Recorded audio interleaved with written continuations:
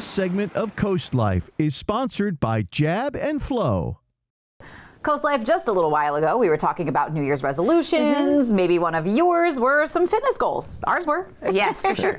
But if you're having some trouble sticking to them, maybe it's because you just haven't found the right fitness place for you, fitness goals to meet, or maybe it's just not fun. Boring. The folks who can help you with all of that are friends at Jab and Flow. Will Harris, owner of Jab and Flow, is joining us again on the CoastLife couch. Welcome back.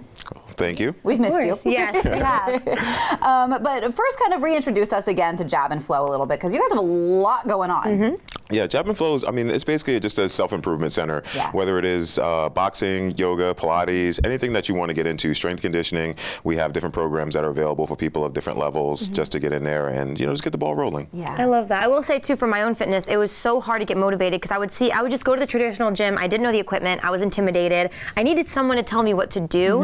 And something like this, like classes, and there's someone who guides you, it makes a world of difference. Yeah, and even just the atmosphere. You guys are so cool and welcoming and fun and encouraging in a way that, all right, every time, because we've boxed with them before, and we weren't great from the start, but I still made me feel like it.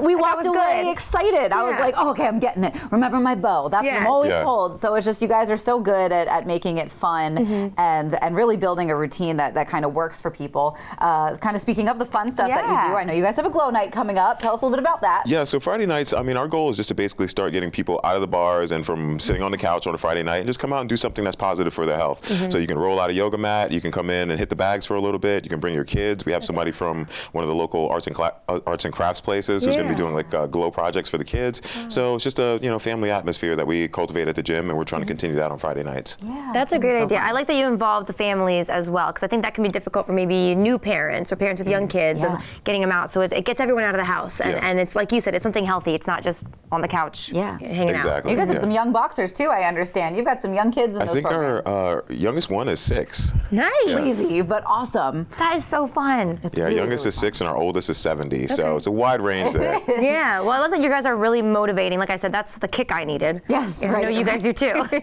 But we know that life gets busy, life gets hectic, and maybe you can't always make it out to Jab and Flow. So one of our goals for the year has been starting these Fitness Fridays and fitness tips that you can kind of take home with you. So Will's been demonstrating some of these, just great ways that you can use either equipment that you have or things around the house to kind of build a little bit of a fitness circuit. So we are going to introduce you to our first Fitness Friday.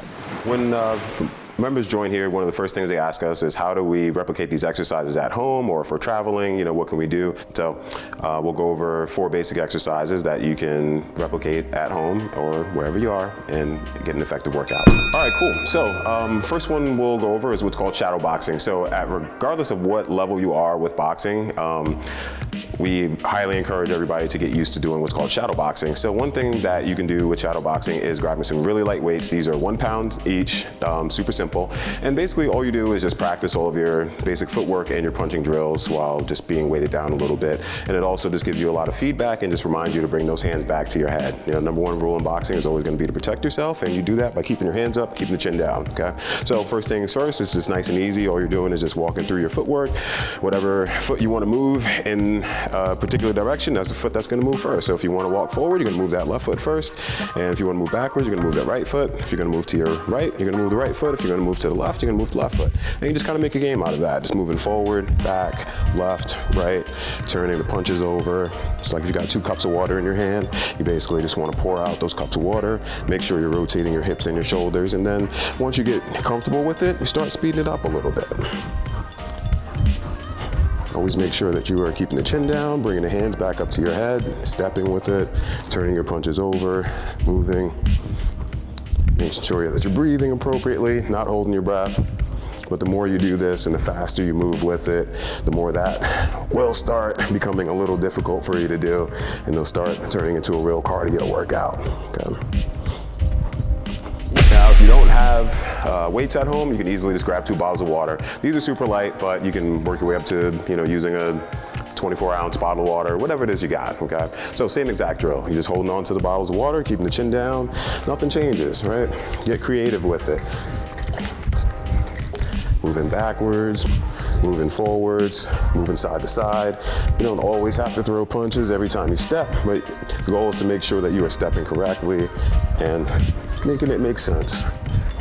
just playing around with it a little bit, right? The goal here is fitness, not necessarily getting in the ring to fight anybody. It's just having fun with it, getting your heart rate up a little bit, and again, just having fun. What we recommend everybody does with these exercises is just pick a time frame that you know you can stick with. You know, don't set yourself up for failure by saying you're going to do an hour when you know you've only got 10 minutes. And 10 minutes is totally fine if you're a beginner. Any exercises that you are going to do here, I would recommend setting a timer for 20 seconds on, taking 10 seconds off, and then building that up slowly over time. You can start bumping that up to 30 seconds on and 15 seconds off. You can bump that up to 45 seconds on and then, you know, take 30 seconds off. Whatever it is you have to do, build an interval cycle that works for you and that you know is going to be safe and efficient for your workouts.